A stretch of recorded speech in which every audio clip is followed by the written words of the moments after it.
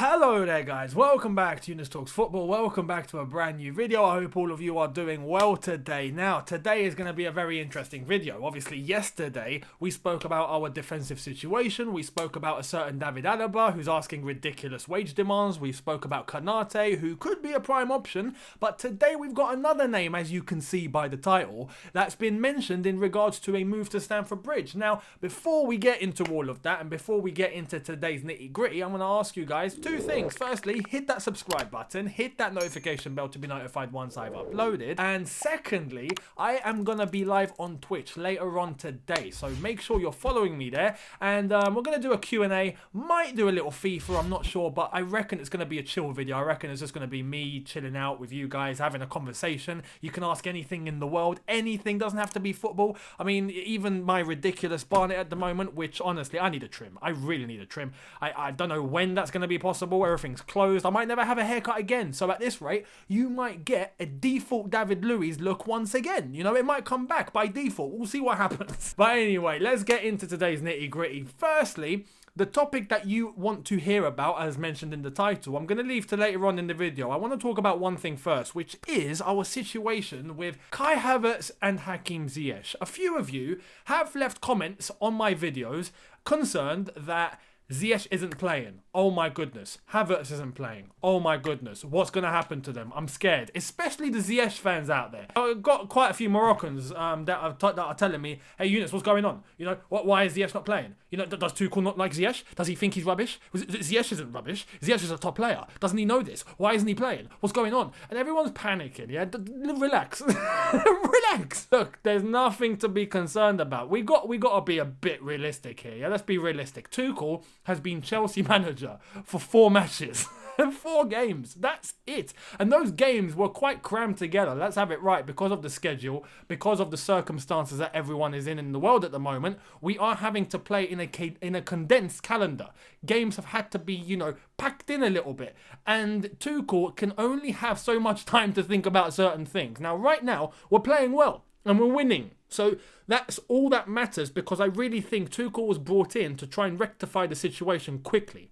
He needs to get top 4. He needs to fix this team. He needs to sort the situation out. And right now, it looks like he is. But in terms of a Havertz or a Ziyech, I think you've got nothing to be worried about. And honestly, we can't expect too much with those new signings that we've brought in, especially those that came from abroad. So this doesn't really apply to Ben Chilwell, but it applies to Timo Werner, Havertz and Ziyech specifically.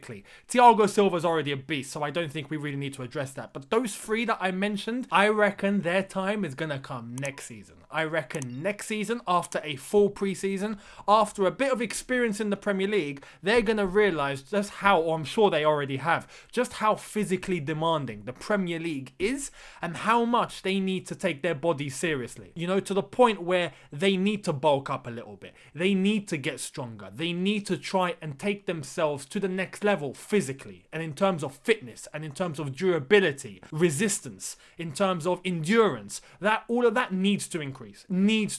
Because right now, if I have to look at all 3 players, I reckon Werner's probably the most complete out of them. The only thing with Werner is just getting on the score sheet. That's the only thing. But even him, I reckon a little bit more of a, you know, little bit more physical work could only go in his favour. Havertz, I think, needs to get stronger. That's one. But even with Havertz, I reckon a few run of games, I think psychologically he'll begin to get better. But honestly, physically, if he improves, I think he'll turn into a beast. And Ziyech, if he adds a little bit of muscle, I don't want him to be, you know, too big, you know, because let's face it, he is a type of player that likes to dribble and likes to get in between players, and you need some agility, you need some lightness. So you don't want him to turn into a tank, because that's going to make him heavy. However, I think a little bit, just a little bit, if you look at Eden Hazard, he's a prime example, because when he first came to the league, we remember how thin he was and how small he was, and he was very easily bodied off the ball, very easily dominated off the ball. The only thing that went in his favour was his quickness and how fast he could get past players, but he didn't let that get impacted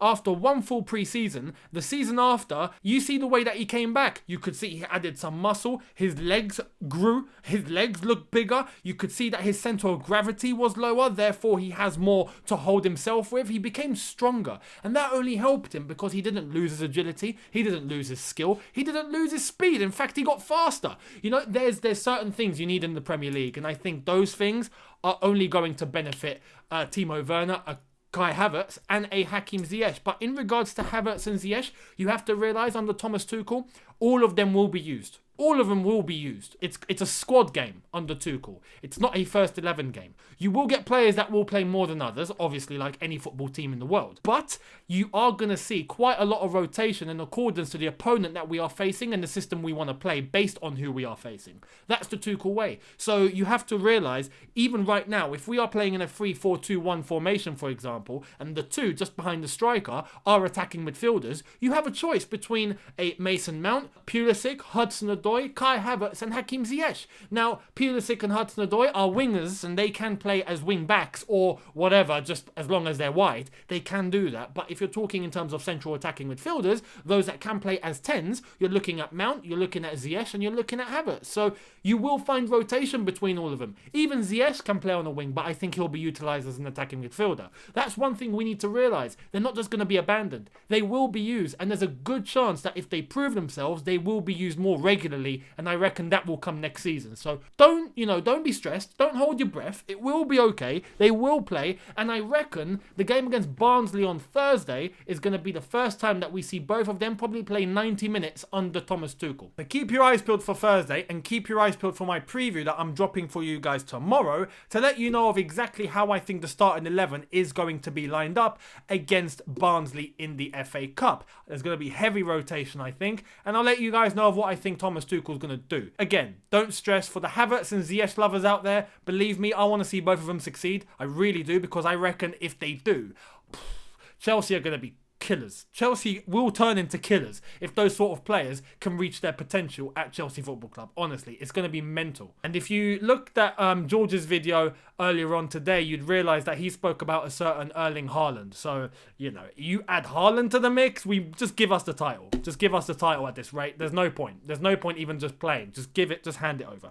I'm getting a bit too carried away. But anyway, we'll see what happens. Now, into the second topic of this video, which is the one that I think all of you tuned in for, Upamecano of RB Leipzig. We are linked with Upamecano, and I mentioned him a couple of videos ago, but there's more news in regards to Upamecano. Here's the latest from Christian Falk over in Germany. Take it away, Christian. True. The decision of Dayot Upamecano is only between FC Bayern, Liverpool and Chelsea now. This was said because Man United were heavily linked with Upamecano, and now it's been mentioned that Man United are ruled out of this move. They will not be getting Upamecano. Now, Upamecano has a release clause, and it's not expensive at all. It's really not expensive at all. If I'm not mistaken, I think it's in the region of 38 million. I've just had a look, 38 million. Yes, it is. That is the release clause, so it's cheap. It's really cheap. For a 22-year-old centre-back, it's fantastic. But would I take him? Would I take Upamecano at Chelsea Football Club, considering our centre-backs, who we have and what we might do? I honestly would want to see Fikayo Tomori come back. That is where I really want the priority. But we've kind of left that decision out of our hands now. We've handed that decision over to AC Milan. It's in their hands. We have no control now. It's up to AC Milan. If they want to keep Tomori, all they have to do is trigger a buy option, and it's done in the region of 25 million. So if that happens, we can take that money and send it to RB Leipzig, add another 13 million, and boom, the release clause is triggered. We can talk with the player, he can come to Chelsea. Now, the only stumbling block here is that Bayern Munich are interested. Liverpool are interested, but I reckon we have pulling power over Liverpool. That's just my honest opinion. I think we have more to offer in terms of the project and in terms of the players we have and where we might go. Plus, we've got London. Liverpool has Liverpool. Now, no disrespect to people in Liverpool. I love the North. I'm a big advocate of the North. Believe me. After the amount of time I spent in Leeds, I learned a lot about the North, and I love it. It's brilliant up there. Fantastic people, fantastic attitudes, and overall, it's just really open and welcoming. It's fantastic. So I've got nothing against the North, but as a rich person, London is the place. London is the place.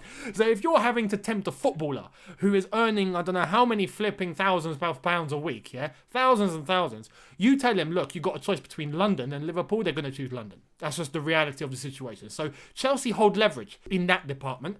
And honestly, I reckon we could throw that money at Upamecano. Now, the only thing is we have other options here. There is the chance that we could give an opportunity to Mark Gurhey from the academy, who's killing it at the moment. There is a chance that we might just bring Malang Sarr back from loan and he might be ready. Start using him. There is a chance that we bring Mbuyamba into the setup. Start using him. We have options, you know. Christensen, is he all of a sudden going to start playing well? Because if he is, he's another option. You know, Zuma, is he going to be brought in? Because at the moment, he's not playing. Well, we've got loads of options that we need to think about here. But I reckon a 22-year-old Upamecano with loads of potential, playing at the highest level, and is doing really well at Leipzig, under Thomas Tuchel, familiarised with German football, familiarised with the way, I reckon Tuchel has an advantage there in trying to get the best out of Upamecano when compared to other players. So that is a thing that we have to look at. It's an option. It's not an expensive option. It's an option though. So we'll see what happens down the road. And in regards to Fikayo Tomori, we'll see what happens. If we can't do it, then yeah, I'm a total advocate for Upamecano. I reckon we could go in for him. Absolutely. Now again, it depends if Bayern Munich step in. Because if Bayern Munich step in, it's very hard to say no. Yeah, I mean, Hudson-Odoi said no, and that was close. You know, so I'm sure he's happy he made that decision. I'm sure Chelsea are very happy he made that decision. But, you know, that was on a knife edge. It's very hard to say no to Bayern Munich.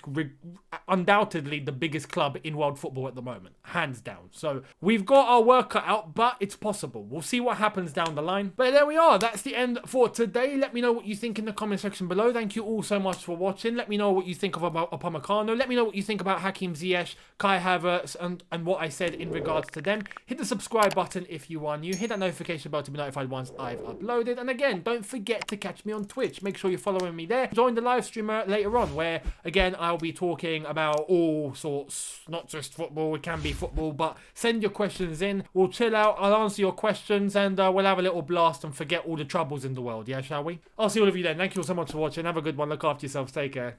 And peace.